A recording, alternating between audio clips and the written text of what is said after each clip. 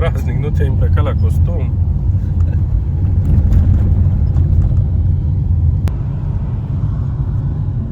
Unde mergi, Șodi? La Cufoaia. Sper să arunce cu găleata pe mine. Aici e periculos. Mereu.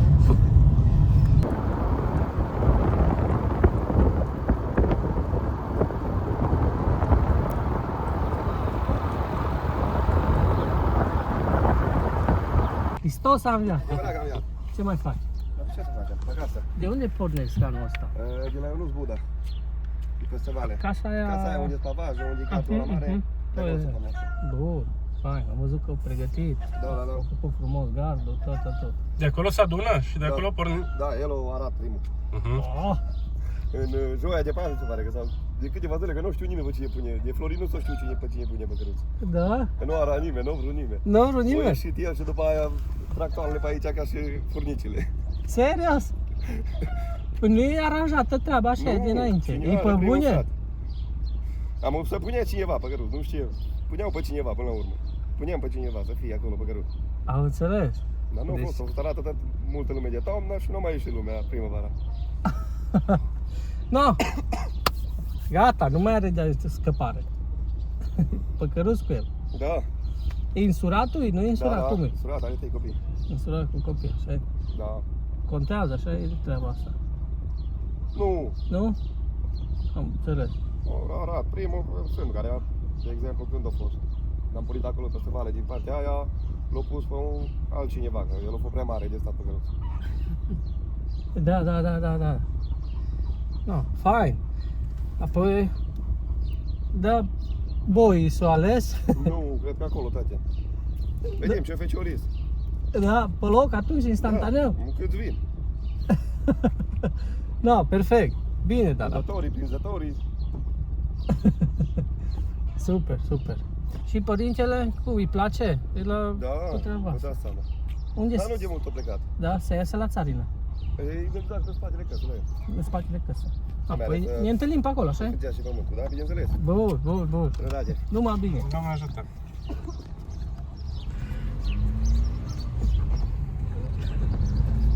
Dar vă feriți așa să fiți primii sau? S-au cam ferit toată lumea, că după ce s-a arătat și toată lumea a început să are, da?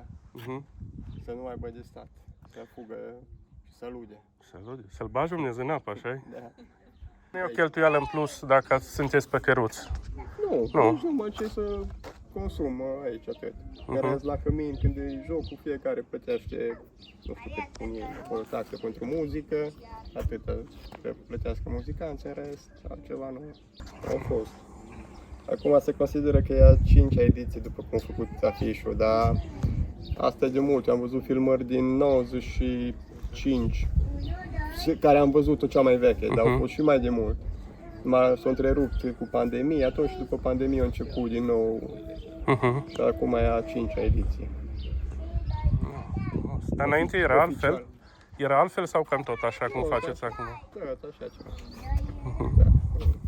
Nu era nimic. Nu știu cât o continua din 95 până în ce an o continua, nu știu asta. Nu știu când s-a întrerupt. Dar oamenii care participă și acum, care au participat și atunci, că sunt 30 de ani de atunci, sunt mulți care au participat și atunci. Umblam noi de capul nostru. Atunci era fain. Dacă poate trece de vârful dealului, îl aducem de acolo cum vrea el. Nu-i cine fugă până acolo. Unul l-am avut, dar nu a fugit acolo, a fugit la drumul țării. În ce partea. Dacă o duc ca pe sus, să-l aducem pe sus, să l-am adus. L-am luat pe sus, l-am adus pe sus. După aceea cu zdinsul, dau de but, fac orice, să vă duceți cum vreau eu. Asta e, așa trebuie. Fiau și femeile puneau un pahar. Deci nu bărbații numai beau. Deci, femeile păhărniceau. Păhărniceau. El preia conducerea și pe unde fuge persoana respectivă la apă care o ieși la Arad, el îi conduce. Și pe unde merge stegarul cu steagul, cu trăgătorul, trebuie să-l urmeze, indiferent că e deal, că-i vale, că-i nu știu ce, trebuie să-l urmeze. Pe acolo pune merge el. Da, părinte, noi suntem aproape gata cu căruțul. Da.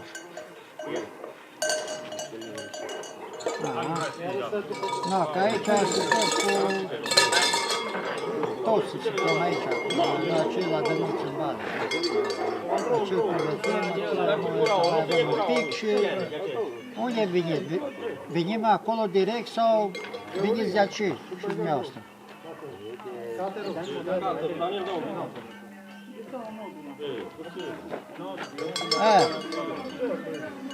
Da, gheazmă și da, înțeles. Da, pe atunci vă așteptăm aici și pornim de aici.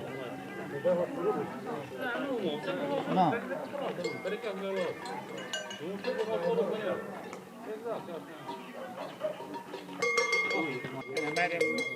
Așa venim și acolo la tub, la căvel trebuie să vedem. Apoi acolo la tub băgăm în vale.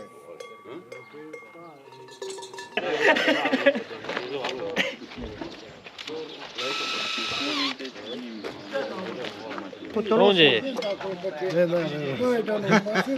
Da, ești pregătit? N-are rost, da? Cine e? Bă, hai că nu cine e fugim. Hai, că ne bazăm pe tine. Păi dă-i și două păi și apoi să Prin aceala de căruț. Du-te, mă, și tare. așa spun. Hai, rău treabă. Nu, bine atunci. Nu, ne auzim, salut. Nu vine, bă, ăsta. Cine nu vine, Pașa? Dar ce să Are faci ceva în viața musafir asta? și el, am ajuns. Bă, sun. Băi, Darius, Tudor, nu coboară de acolo, bă. Hai suna pe părintele. A sunat, bă, și-o zis că 10-20 de minute vine. Hai mă, Până să gata preotează, zice primarul. O să că trebuie să vină să-și ia gheazmă de la biserică și o să să-l mai așteptăm un pic. Mai lălăie și pe acolo. Adică mai zi la noi, și am eu.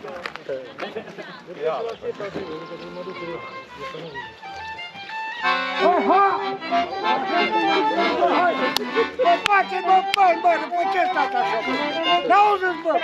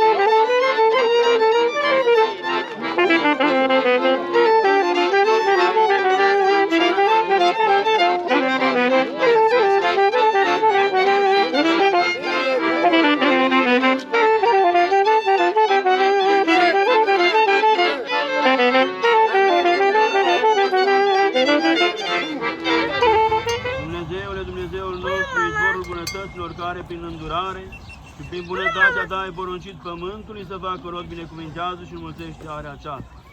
Și roadele robilor tăi, acelora care sunt de față și acelea care arată prima dată în sat, umple cămările lor de tot rodul cel bun, de greu, de vin, de un de lemn.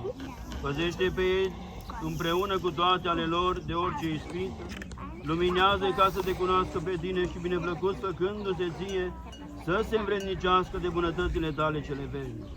În numele Tatălui și a Fiului și a Sfântului Duh. Amin.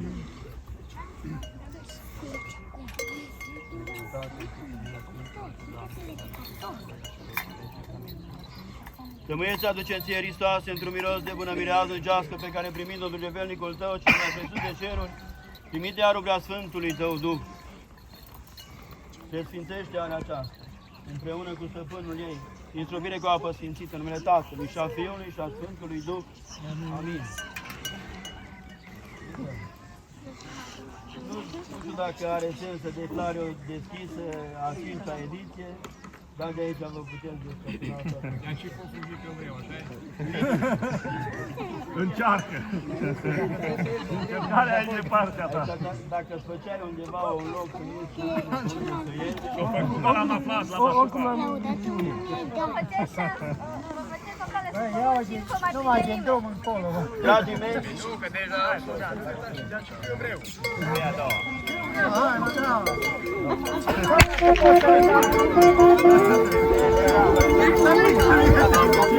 Da,